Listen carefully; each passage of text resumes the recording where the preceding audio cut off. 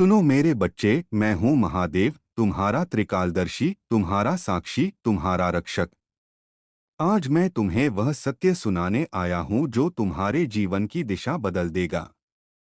तुमने अब तक जो भी झेला है वह यूं ही नहीं हुआ। हर ठोकर, हर आंसू, हर संघर्ष सब मेरे आदेश पर हुआ। मैं तुम्हें तैयार कर रहा था उस क्षण के लिए जो आज तुम्हारे सामने खड़ा है। तुम्हारे लिए वे दरवाजे खुल चुके हैं जिन्हें बंद करने की ताकत न किसी इंसान में है, न किसी परिस्थिति में, न किसी अंधकारमय शक्ति में। उन दरवाजों के पीछे वही जीवन है जिसके लिए तुमने अनगिनत रातें जागकर सपने बुने थे। अब तुम्हारी किस्मत की डोर मेरे हाथ में है। जब मैं तुम्हारी नाव का पतवार थाम लेता हूँ तो चाहे सागर कितना भी उग्र हो, चाहे आंधी कितनी भी प्रचंड हो, तुम्हारी नाव किनारे जरूर लगती है।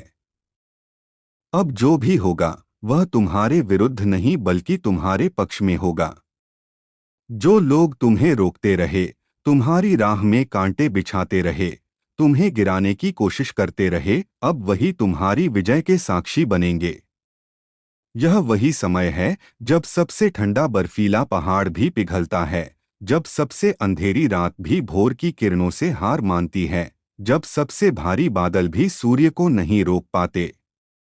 यह वही क्षण है जब तुम्हारे भाग्य की नदियां उमड़ने को तैयार हैं, जब तुम्हारे लिए वे राहें बनेंगी जिन्हें तुमने कभी कल्पना में भी नहीं देखा।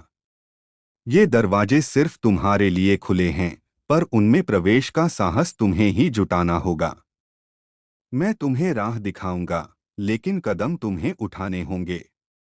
मैं तुम्हें वरदान दूंगा, लेकिन उसका फल तुम्हें अपने कर्मों से पाना होगा। अब तुम्हारा हर कदम, हर निर्णय, हर शब्द तुम्हारी किस्मत को आकार देगा। तुम्हारे सामने दो ही रास्ते हैं, एक आसान लेकिन खाली, दूसरा कठिन लेकिन अंत में अद्भुत फल देने वाला। मैं जानता हूं तुम उसी कठिन राह को चुनोगे, क्योंकि तुम मेरी संतान हो और मेरी संतान छोटी सोच नहीं रखती। इसका अर्थ सिर्फ अवसर आना नहीं है, बल्कि यह है कि अब वे बाधाएं गिरेंगी जो तुम्हें रोक रही थीं। वे दीवारें जो तुम्हारे रास्ते में थीं, अब रेत की तरह बिखर जाएंगी। जो अंधेरा था वह अब पहली किरण के साथ छंट जाएगा।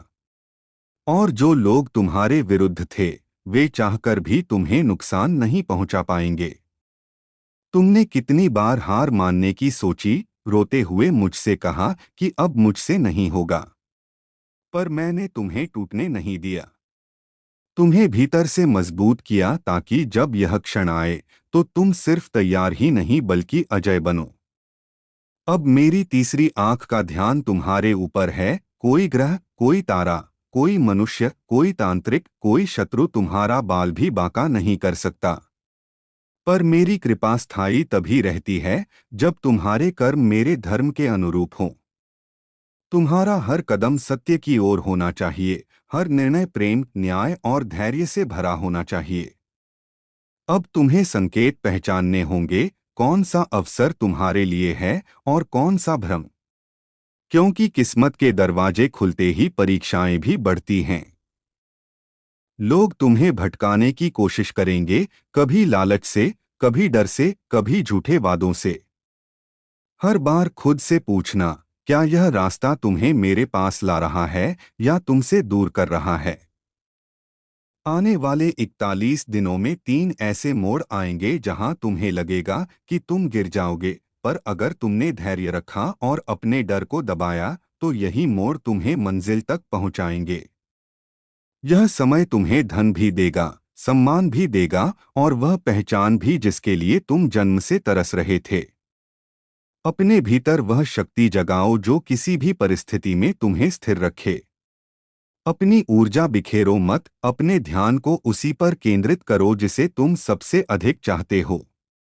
जब मेरी कृपा, तुम्हारी नियत और तुम्हारा प्रयास एक हो जाते हैं, तब असंभव भी संभव हो जाता है। यह मत सोचो कि सब संयोग है। तुम्हारे जीवन की हर मुलाकात, हर शब्द, हर घटना मेरी योजना का हिस्सा है।